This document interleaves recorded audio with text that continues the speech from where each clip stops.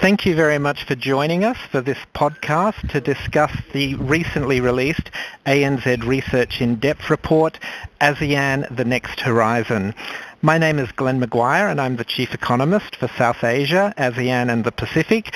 And joining me on the podcast is Tammy Medard, our CEO for ANZ Bank Laos, to discuss the report, some of the key implications and the evidence of whether we're already seeing these changes we're expecting to see outlined in the report occurring across ASEAN and the Mekong. The Research in-Depth report, ASEAN The Next Horizon, makes four key propositions. The first is that the ASEAN Economic Community, which is scheduled to come into effect from December 2015, will not be a seamless economic community the way the European Union is. There will not be the immediate free flow of goods, of services, of capital and labour across the region. Rather, it will be a segmented market. And those segments will basically align with the financial depth and the development of each economy. So we expect to see the first segment being the Mekong frontier economies, Myanmar, Cambodia, and Laos. And these economies are likely to attract the more labour-intensive, low-value-added manufacturing in the first instance. The second segment is what we refer to as the mid-level competing manufacturers. Economies like Indonesia, Thailand, Vietnam, and the Philippines are going to be competing to attract the mid-level manufacturing segments and eventually move into the higher value-added space. And then the final segment will be the high-income economies, Singapore, Malaysia, and Brunei. Now, the fact that we're looking for a segmented rather than an integrated ASEAN region doesn't mean there won't be efficiencies to be sought. This segmentation will allow global value and supply chains enabled by multinational corporations to extend through the ASEAN. So ASEAN is very much likely to become the key factory Asia in coming decades. And we think ASEAN will become as important for the global economy and for Australia and New Zealand as China is now. And the key reason for that is the demographic dividend. Whereas the average age of a manufacturing worker in China is now 37, in Japan it's 43, in Taiwan it's 41. In the Mekong that drops to the early 20s, and in the ASEAN economies like Indonesia into the early 20s. So we think it's inevitable that manufacturing platforms are going to drift south from the elderly and expensive North Asian economies into the more youthful and cheaper ASEAN economies, and in particular the Mekong economies. And Tammy, in your role as CEO for ANZ Bank Laos, are you already starting to see some evidence that this drift in manufacturing platforms is occurring into the ASEAN? Thanks, Glenn. Absolutely. I mean, we're already seeing companies that started moving perhaps years ago and set up shop in Thailand. But now even Thailand is getting more expensive. And also the coup last year really brought to the attention the geopolitical risk in having all your manufacturing in one country. So what we're seeing is multinational corporates, some of the early movers are Toyota and Nikon, are looking across the greater Mekong to really adopt a Thailand plus one model. So what they're doing is they're looking at Cambodia, Myanmar, Laos. They're attracted to Laos because the cost of electricity is about half that of the average cost across the region. So in Laos, they're putting in precision manufacturing and really electricity intense manufacturing. And what we're seeing is in Cambodia, where wages are the lowest really across the region, they're putting in the labor-intensive manufacturing. They may still be doing the assembly in Thailand, but really they're looking to diversify where, the final product, how it's actually created, and the different countries that are taking part in that. One of the things that strikes me about Tammy's point is that the quality of the multinational companies we're seeing moving into the ASEAN and into the Mekong economies is exceptional. It's first tier. Companies like Toyota and Nikon. And this leads us to the second point, which we're starting to see develop across the ASEAN, and that is as these multinational companies shift their production platforms, you see a change in the frontier Mekong economies and the ASEAN economies from rural employment into urbanized employment, and employment that is focused in the export sector. So it starts to create more of a middle class.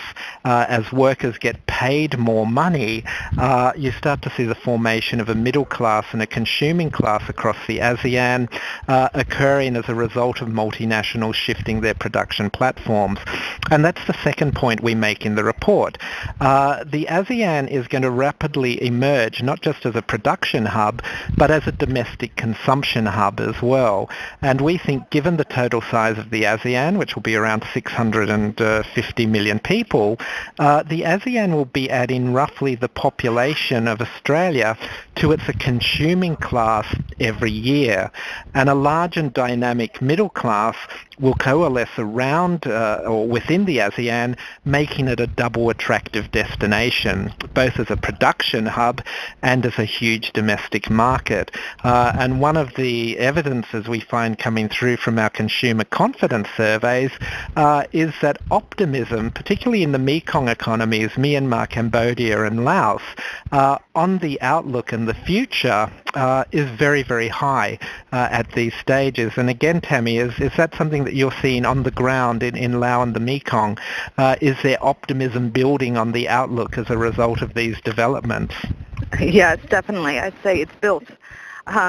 So Laos is on the United Nations least developed countries list. So you would think they're the last mover to adopt this optimism. But they've moved. So you can going to locals' houses that are employed. And you might have to pass a rooster or go to get into the house. But as soon as you open the doors, you could be anywhere in the world. There's Bosch appliances, Samsung flat screen TVs hung on the wall. So really, they're seeing the lifestyle that they want to lead on TV, and now they have the income to invest in that themselves. Mobile phones. I mean, you'd be hard pressed finding an iPhone 4. You'd be hard pressed to find anyone that doesn't have the latest Samsung Galaxy or iPhone 5 or 6. They're putting the money into consumer goods. I guess we both agree on the optimism then from a production perspective and from also a consumption perspective, and I definitely agree the connectivity and the tech savvy of the average citizen that you come across in Vietnam, in Laos, in Myanmar is definitely surprisingly high. But I guess one of the impediments which we also touch on in the report is whether this development of factory and consuming Asia within the ASEAN will be hampered by the significant infrastructure deficit across the region. And it's estimated that there's a gap of around $8 trillion in terms of infrastructure across Southeast Asia, which largely is a legacy issue from the Asia crisis of 97-98. Governments haven't had the money to invest in public works, in connectivity, and there hasn't really been the access to long-term finance. But we think infrastructure financing is probably going to enter a sweet spot. People are focused more on the opportunity of the ASEAN. The decline in oil prices is freeing up food and fuel subsidies and allowing governments to spend more on infrastructure and public works. And finally, we have a little bit of competition. It's no longer just the Asia Development Bank who's providing funds for long-term financing. We also have the arrival of the China-backed Asia Infrastructure Investment Bank.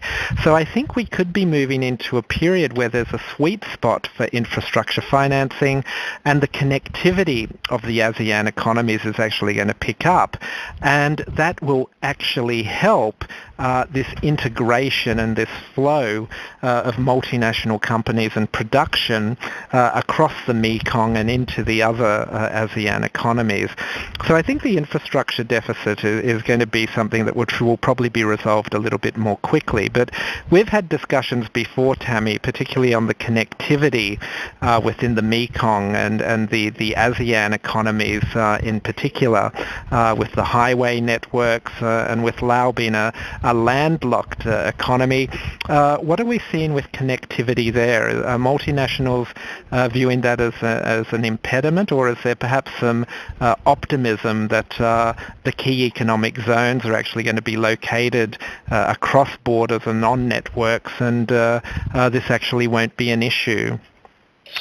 Yeah, I mean, I think infrastructure in developing nations is always, on at least the top three things that need addressing for any developing nation, and that's no different for the Greater Mekong. The Greater Mekong has benefited, though, from development agencies, including the ADB, who've invested in the EastWest Corridor, for example, which is a road that connects Myanmar, Thailand, Cambodia, Vietnam, and Laos.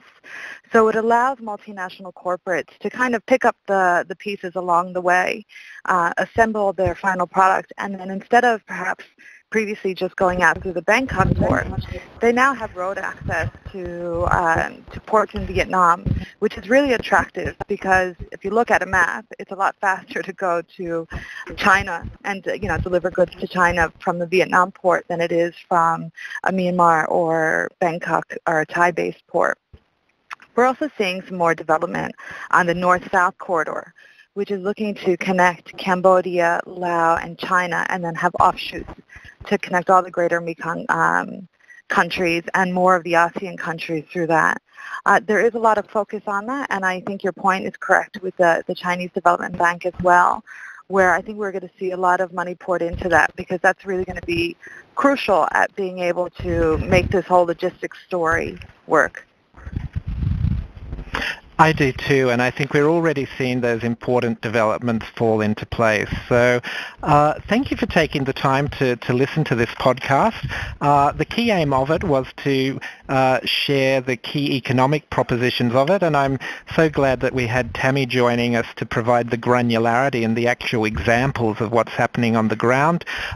We're definitely excited about the ASEAN economic community, and in particular the opportunities it's going to provide for the Mekong frontier.